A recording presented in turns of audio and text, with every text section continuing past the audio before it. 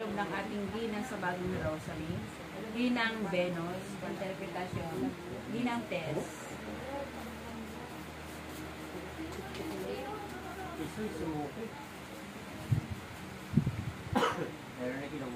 Hashiri, sumainyo ang kapayapaan.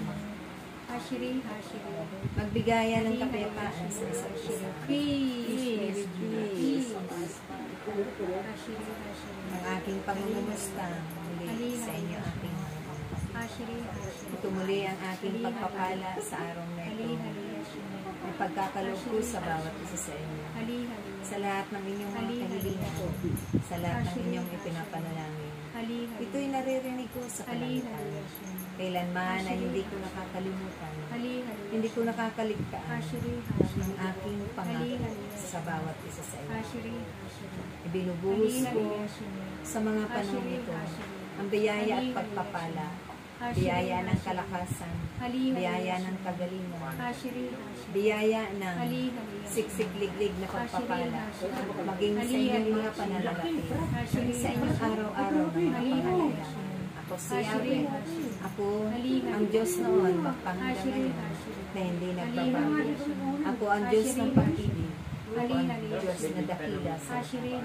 Ako ang Diyos na mapangyayari ko ang lahat, na ibibigay ko ang lahat sa inyo.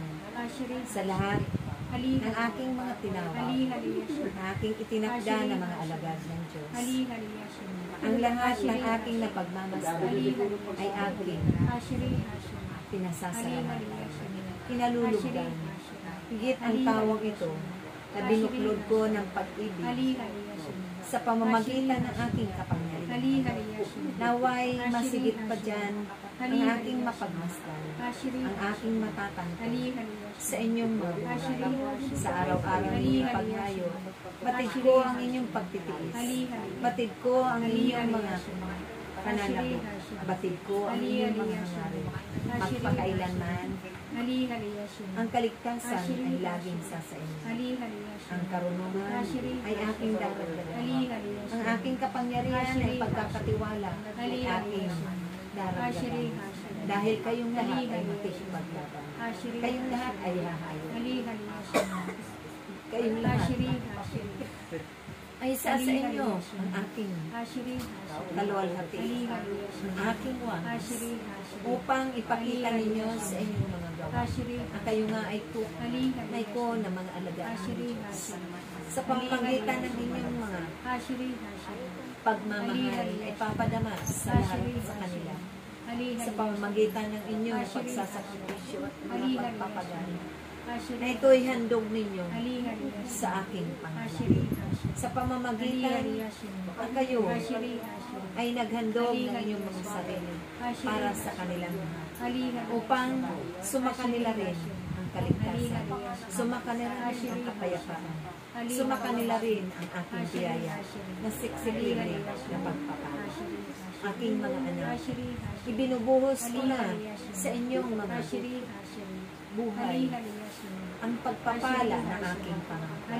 Ibinubuhos ko na ang mga karunungan. Ibinubuhos ko na ang kagalingan, ang kalakasan, ang mahabang buhay, ang mahabang paglilingkod sa aking pangako.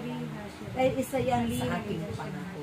Kaya gawin ninyo ng buong puso. May pag-ibig, may kagalakan, may kababaan. Nalawin taglay ninyo ang mga bunga ng banal na Espiritu Santo, upang kung ito man ay manatili magpakailanman sa inyong mga buhay. Kayang-kaya ninyong ganapin ang lahat ng aking pinapadama sa inyong paghahay, sa inyong pagpapahayag, sa inyong pagpapagod, dahil ako ang Diyos na makatotohanan. Ako ang Diyos ng pag-ibig. Ako ang Diyos na kailangan nila sa kanilang mga buhay. Ako yun. Ako si ako nga. Ako si ako nga. Ako si ako nga. Kaya't maraming salamat sa inyong pagsasakripisyo para sa aking pangalan, sa pagpapakilala ninyo at pagpapalaganap ng aking pangalan sa buong sanlibutan ito. Ito'y gagantihan ko aking mga anak. Ganting pagpapala na siksik-liglig at umaapaw. Kaya sa inyong mga kapatid, Sila inyong ipanalangin sa kanilang mga kailangan, sa kanilang mga kawalan, sa kanilang takot at mga pag-aalala. Na maalis ang takot na yan at pag-aalala. Magtiwala lamang sila sa aking pangalan. Tawagin lamang nila ako ang ikatlupon at ako'y darating.